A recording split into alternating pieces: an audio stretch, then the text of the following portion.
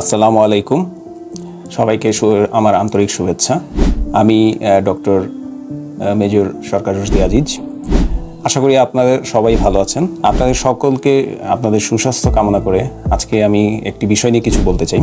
বিষয়টি হচ্ছে পায়ুপথের ফিশার বা অ্যানাল ফিশার। প্রথমত, অ্যানাল ফিশার কী ধরনের একটি রোগ? আমাদের মলদ্বারে চারপাশে থাকা পাতলা যে আর্দ্র যে কলা, যেটাকে আমরা মিউকোসা বলি, সেই অংশে যখন চিড় ধরে এবং পরবর্তীতে একজন রোগী বিভিন্ন রকমের উপসর্গ যেমন রক্তপাত, ব্যথা ইত্যাদি বিভিন্ন ধরনের সমস্যা সম্মুখীন হন, সর্বসাকুল্যে একে অ্যানাল ফিশার বলে। তো অ্যানাল ফিশারের বিভিন্ন রকমের কারণ আছে।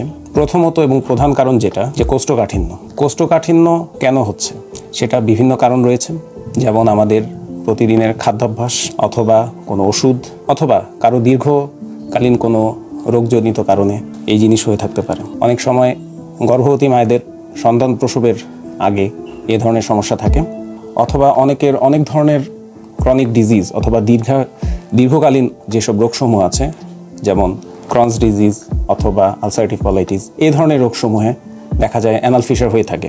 সো সর্বসাকুল্যে এই বিভিন্ন রকম কারণে অ্যানাল ফিশার হয়ে থাকে। এই উপসর্গগুলো আমরা যখন বিবেচনা করি সেক্ষেত্রে দেখা যায় যে প্রথমত রোগীর কমপ্লেন বা উপসর্গ কী থাকে। রোগী আমাদের কাছে এসে সর্বপ্রথম ব্যথা নিয়ে কমপ্লেন করতে পারেন, দীর্ঘদিন ধরে রক্তপাতের কমপ্লেন করতে পারেন। অনেক সময় দেখা যায় তার তীব্র ব্যথার জন্য অনেক সময় তার মল ত্যাগ করতে প্রচণ্ড অসুবিধার সম্মুখীন হতে হয়। চলুন আমরা এখন জেনে নিই কীভাবে এখন রোগটি নিরূপণ করা সম্ভব।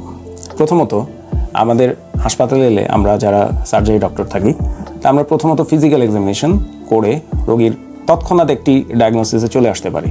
সেটা হচ্ছে যে আমরা ফিজিক্যাল এক্সামিনেশনের মাধ্যমেই জেনে নিতে পারি, দেখে বুঝতে পারি যে রোগীর অ্যানাল ফিশার হয়েছে কিনা। এছাড়াও যদি কোনো দীর্ঘায়িত রোগ থাকে, যেমন ক্রনস ডিজিজ, আলসারেটিভ কোলাইটিস ইত্যাদি, এই ধরনের রোগগুলো থাকলে সেক্ষেত্রে আমাদের আরও কিছু পরীক্ষা নিরীক্ষার প্রয়োজন হয়, যেগুলো হচ্ছে মনে করেন বৃহদান্ত বা ক্ষুদ্রান্তের এন্ডোস্কোপি, যেটাকে আমরা কোলনোস্কোপি বলে থাকি, অথবা প্রক্টোস্কোপি।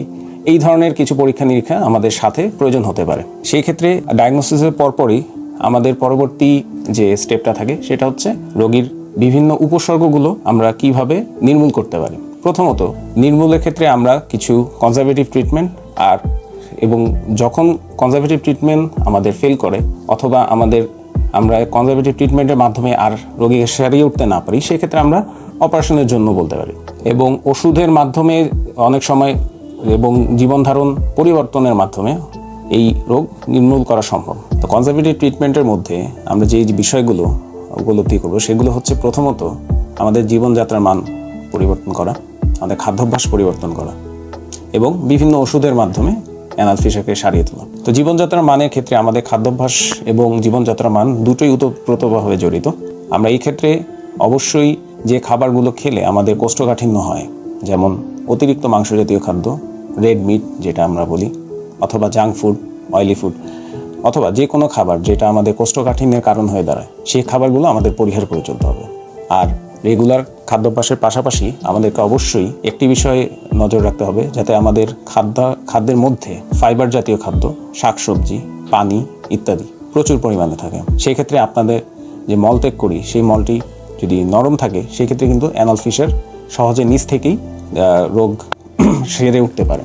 আর ওষুধ দিয়ে আমরা অনেক সময় অ্যানাল ফিশারকে সারিয়ে তুলি, যার মধ্যে অ্যানাল প্রপারেটরি ক্রিম আমরা বলি। আমরা একটি লোকাল অ্যানাস্থেটিক টাইপ ওষুধ অ্যাপ্লাই করি, যার জন্য রোগীর ব্যথা কমে আসে। জীবনযাত্রার মান এবং আমাদের খাদ্যাভ্যাসের পরিবর্তনের পাশাপাশি আমরা কিছু ওষুধ দিয়েও অ্যানাল ফিশার সারিয়ে তুলতে পারি। যেই ওষুধগুলো ব্যবহার করে আমাদের মলদ্বারের যে কারণে ওষুধটি হচ্ছে, যেমন কোষ্ঠকাঠিন্য, সেই ধরনের ওষুধ আমরা ব্যবহার করে অ্যানাল ফিশারকে সারিয়ে তুলব।